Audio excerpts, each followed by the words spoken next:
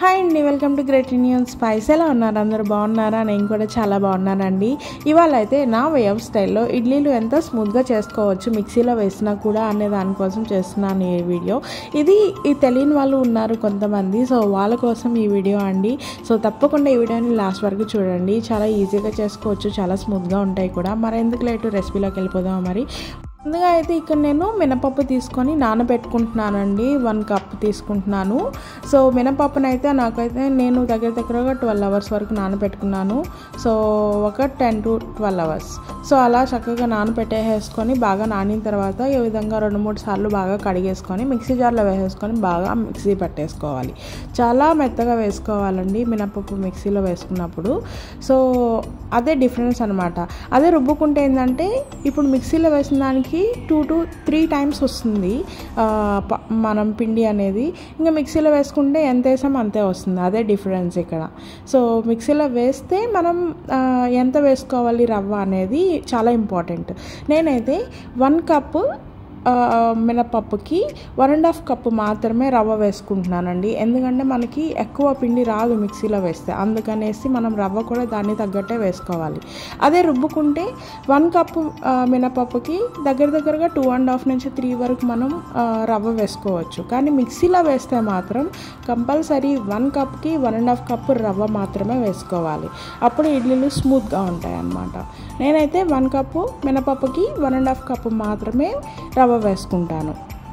So చక్కగా రవ్వను కూడా ఒక 1 అవర్ బాగా నానపెట్టేసుకొని దాన్ని కూడా ఒక 2-3 సార్లు బాగా క్లీన్ చేసేసుకొని నీళ్ళు లేకుండా ఈ విధంగా గట్టిగా పిండేసేసి మనం మినపప్పులో ఈ విధంగా వేసేసుకోవాలి. మినప్పిండిలో చక్కగా ఈ విధంగా వేసేసుకొని ఎక్కడ అనేది గడ్డలుగా లేకుండా నీట్గా బాగా ఈ విధంగా కలిపేసేసుకోవాలి. చక్కగా రవ్వ అనేది పిండిలో కలిపేసేసుకోవాలన్నమాట.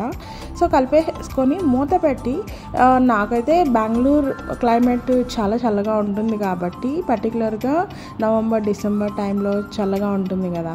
సో వర్షాకాలంలో కూడా చల్లగా ఉంటుంది. సో నాకైతే నియర్లీ 12 అవర్స్ అయితే పట్టిందండి ఫర్మెంట్ అవ్వడానికి. సో డిపెండ్స్ మీ లొకేషన్ బట్టి ఫర్మెంట్ అనేదాన్ని చూసుకోండి ఎంత టైం పడుతుందో. నాకైతే 10 to 12 అవర్స్ వరకు దగ్గరగా పట్టింది. సో చూసారు కదా, వాటర్ అయితే అస్సలు మిక్స్ చేయకూడదు అనమాట. సో ఈ విధంగానే కన్సిస్టెన్సీ ఉండాలి.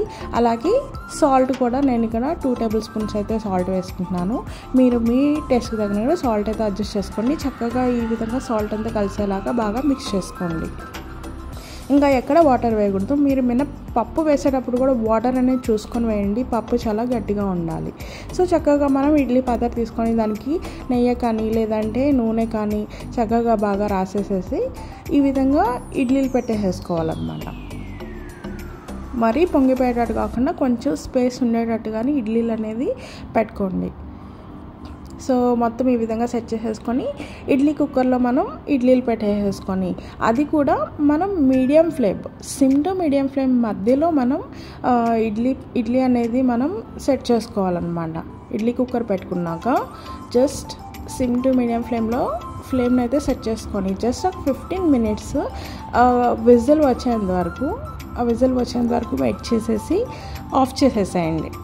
గ్యాస్ని టర్న్ ఆఫ్ చేసేసి జస్ట్ ఒక 10 minutes అలా రెస్ట్ ఇచ్చేసేసుకొని తర్వాత ఓపెన్ చేయండి. వెంటనే ఓపెన్ చేయకుండా జస్ట్ ఒక 10 minutes అంతే.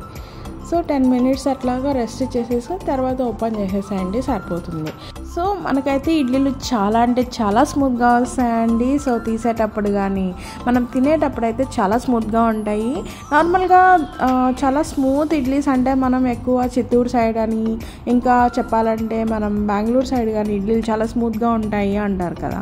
సో వాళ్ళు ఏంటంటే దోసపిండితో వేసేస్తారు. చాలా వరకు దోసపిండి ఇడ్లీ పిండి 2 ఒకటే చేసేస్తారు. సో అందుకని చాలా స్మూత్గా ఉంటాయి. అదే రవ్వతో కూడా స్మూత్గా ఉండాలి అంటే ఈ విధంగా ట్రై చేయండి. చాలా అంటే చాలా స్మూత్గా ఉంటాయి తింటుంటే. సో మా హస్బెండ్ అయితే నాకు బెస్ట్ ఫీడ్బ్యాక్ ఇచ్చాడు, చాలా స్మూత్గా ఉన్నాయి అనేసి. ఇంకోటి ఏంటంటే, సో దీన్ని మనం చక్కగా చక్కగా ఇడ్లీ సాంబార్ ఇంకా పప్పుల పొడి ఉంటే పప్పుల పొడి లేదా పుట్నాల పప్పు చట్నీ లేదా కొబ్బరి చట్నీతో సర్వ్ చేసుకుంటే నిజంగా ఆసమ్ అంటే ఆసమ్గా ఉంటుంది. సో చాలా అంటే చాలా బాగుంటుందండి. తప్పకుండా ఈ విధంగా ఇడ్లీలు అయితే ట్రై చేయండి, చాలా బాగుంటాయి, మీకు కూడా చాలా బాగా నచ్చుతుంది. ఎందుకంటే మా ఫ్రెండ్సే చాలామంది చెప్పారు ఇడ్లీలు చేస్తుంటే గట్టిగా వస్తున్నాయి, మెత్తగా అంటే సాఫ్ట్గా ఉండట్లేదు అనేసి. అందుకనేసి ఈ వీడియో చేయాలి అనుకున్నాను అనమాట. సో మీరు కూడా ఒకసారి ఈ విధంగా ట్రై చేయండి, చాలా అంటే చాలా బాగా వస్తాయి. సో ఇడ్లీలు అయితే సో మీకు కూడా నచ్చిందని అనుకుంటున్నానండి. మీకు కూడా నచ్చినట్లయితే తప్పకుండా ఒకసారి ట్రై చేసి ఎలా వచ్చిందో కమెంట్ సెక్షన్లో కమెంట్ చేయండి. అలాగే మీరు ఎవరైనా కొత్తగా చూస్తున్నట్లయితే ప్లీజ్ లైక్ చేసి షేర్ చేసి సబ్స్క్రైబ్ చేయండి. లైక్ చేయడం మాత్రం అస్సలు మర్చిపోవద్దు. సో మరొక రెసిపీతో ఇంకొక వీడియోలో మళ్ళీ కలుద్దాం. Thank you for watching.